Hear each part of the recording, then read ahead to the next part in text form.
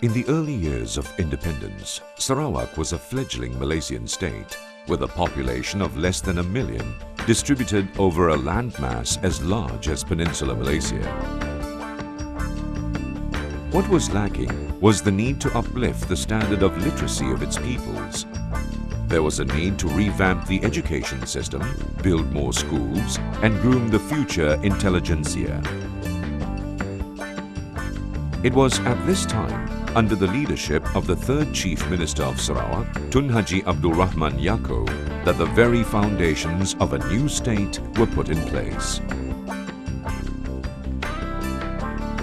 It was during the Second Malaysia Plan of 1971 to 1975 that the idea of a foundation set up by Sarawak for Sarawakians was born. And so the Sarawak Foundation, or Yayasan Sarawak, came to be on May 27, 1971. To foster national integration, Sarawak students were sent to study in West Malaysia through student exchange programs. No reason at all why students who can go up to university level and so on to stop their schooling before they finish the university education.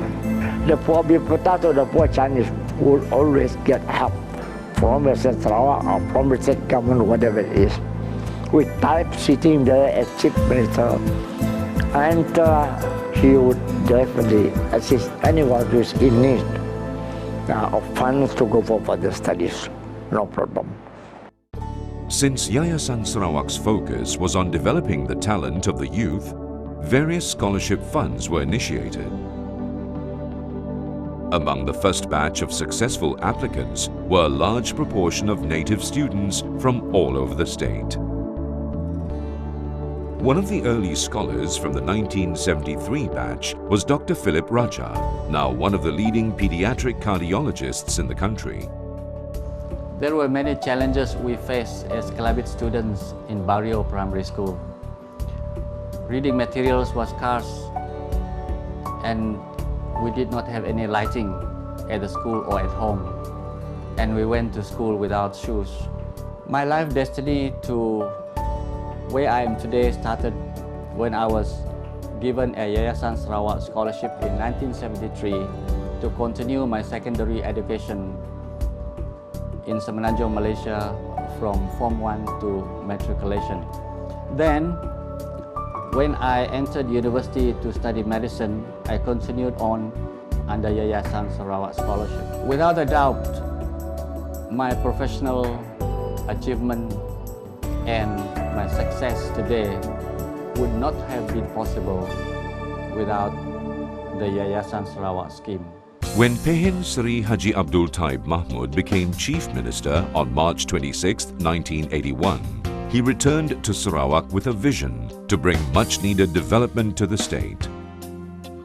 After his appointment as Chairman of Yayasan Sarawak, Pehin Seri Taib realized that there was still a lot to be done to bring education to a higher level in Sarawak.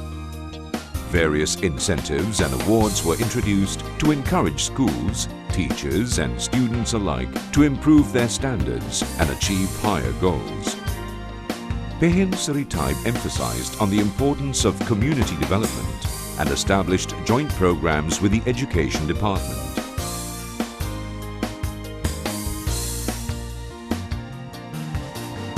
Various forms of assistance, such as free school uniforms, were introduced to cater especially to needy rural students.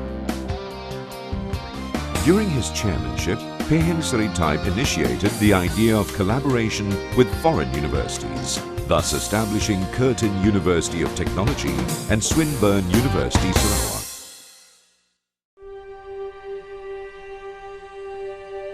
His vision, he always refer to his theory on the what they call the confluence of rivers and confluence of cultures, because his intention is to bring all the people of Sarawak together through education. And when people do this, they can manage to uplift the education. They also manage to uplift the standard of living in the rural community. Today, the foundation has assets worth nearly 800 million ringgit. This has enabled it to continue playing its role as the catalyst in education development.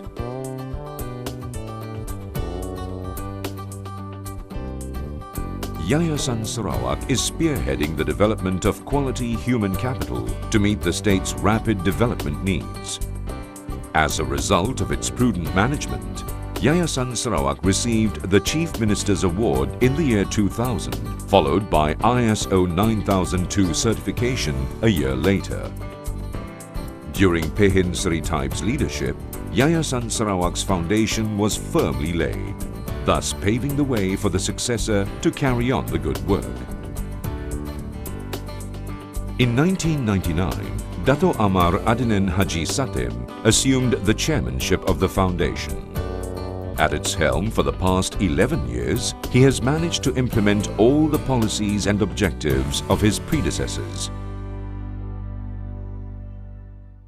When our present CM was the chairman, they set up this Tunku Abdul Rahman Scholarship.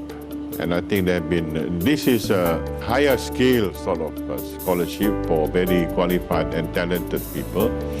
And also to produce engineers, because the requirement for engineers is ever on the increase. So we set up all these scholarships, special scholarships and general scholarships and so on, to cater for the needs of the future.